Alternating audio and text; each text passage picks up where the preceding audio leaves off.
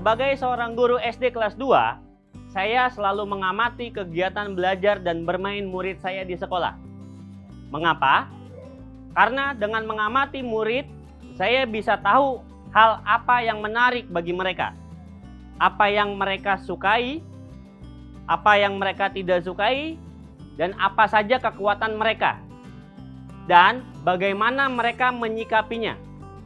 Melihat anak-anak bereksplorasi ternyata sangat menarik loh. Kegiatan membandingkan panjang dengan satuan yang tidak baku. Sebelumnya, murid di kelas ini sudah mengetahui bagaimana cara mengukur benda menggunakan penggaris dan meteran baju. Sekarang, saya instruksikan mereka untuk mengukur benda favorit mereka yang ada di sekolah dengan menggunakan benda apapun yang menurut mereka bisa digunakan untuk mengukur. Ada anak yang tertarik mengukur bola basket dengan menggunakan penghapus. Ada yang mengukur panjang bunga menggunakan kapur. Bahkan ada yang ingin mengukur temannya sendiri menggunakan kursi di kelas.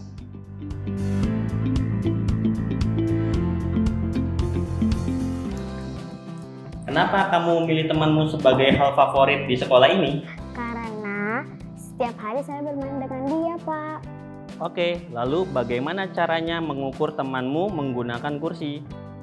Begini, Pak. Menurutmu bisa nggak?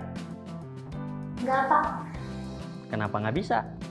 Karena bentuk kursi nggak rata, terus kalau mau ditumpuk susah, Pak. Jadi harus apa? Cari alat ukur yang lebih sesuai dan mungkin lebih kecil juga, Pak. Oke, silakan dicoba. Dari kegiatan itu saja, kita bisa melihat ragam minat anak-anak di kelas. Ada yang menyukai basket, ada yang tertarik dengan bunga. Tidak hanya itu, kita bisa mengamati bahwa ada anak yang cepat memahami cara mengukur, ada pula yang butuh waktu lebih lama dan contoh yang lebih konkret. Dan itu hanya segelintir dari banyaknya minat dan kekuatan murid lainnya. Lalu, coba kita amati ini.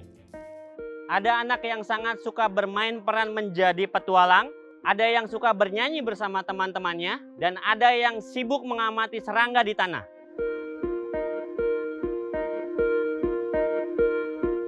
Kalian sedang apa?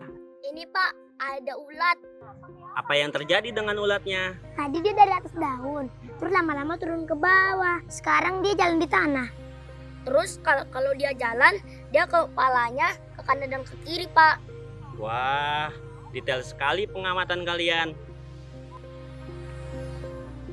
Dari jam istirahat ini, apa yang bisa diamati? Walaupun bukan termasuk dalam kegiatan pembelajaran, ternyata kita justru bisa melihat banyak minat anak tereksplorasi ya.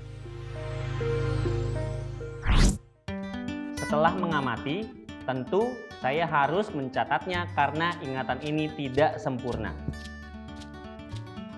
Dan hari ini saya hanya dapat mengamati 8 murid di kelas saya. Sisanya dapat saya amati kembali pada hari esok dan hari-hari setelahnya. Dari pertemuan hari ini saja, kita bisa menyimpulkan bahwa beberapa anak tertarik dengan kegiatan yang melibatkan imajinasi dan kreativitas. 3 anak tertarik dengan kegiatan seni tarik suara. Dan 2 lainnya tertarik dengan kegiatan yang berkaitan dengan observasi dan alam. Tentunya, hasil pengamatan hari ini harus kita analisis bersama dengan hasil pengamatan pada pertemuan sebelum dan setelah ini. Pemetaan ini dilakukan sebagai dasar perencanaan layanan peminatan untuk peserta didik.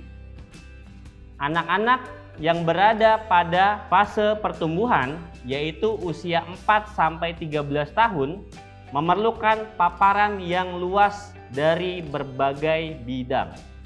Maka dari itu, sebisa mungkin saya tidak membatasi minat anak pada kegiatan berdiferensiasi.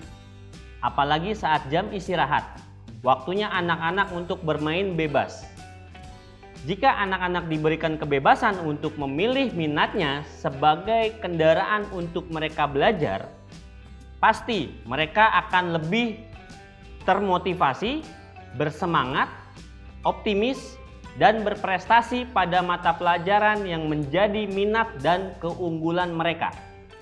Nah, sekarang selain melakukan pengamatan dan menggunakan lembar observasi, apa ada cara lain untuk memetakan kebutuhan peserta didik?